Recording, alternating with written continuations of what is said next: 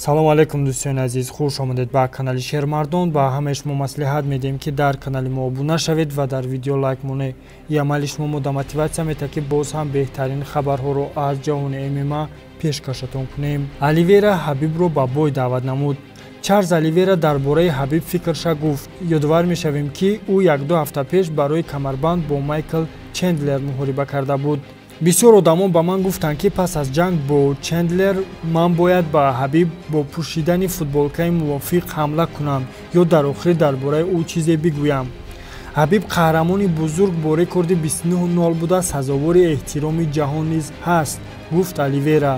пас аз он ӯ тасмим гирифт ки шарҳ диҳад ки кадоме аз онҳо беҳтарин қаҳрамон аст ва даврони кӣ фаро расидааст. биед ҳоло ӯро гӯш мекунем. ҳама мехоҳанд ки ин ҷангро бубинанд, албатта аз ҷумла ман ҳам. аммо ман фикр мекунам ки Ҳабиб ҳатто дар фикри ин нест. ӯ мегӯяд ки ҳамаро дар дивизия мезад, аммо ҳеҷ гоҳ бо ман ҷанг намекард.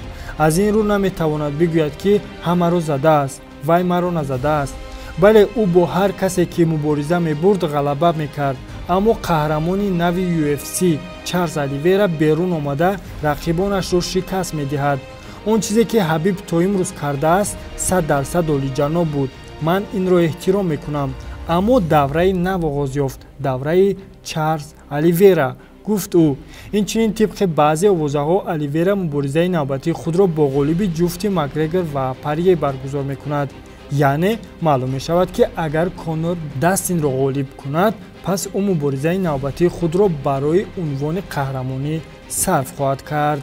ва ба фикри шумо ки кӣ пирӯз хоҳад шуд, Конор Макгрегор ё ин ки Дастин Парье? худи ҳозир фикртонро дар комментария нависед ва мо бошад бо шумо хайру хуш мекунем. хайр.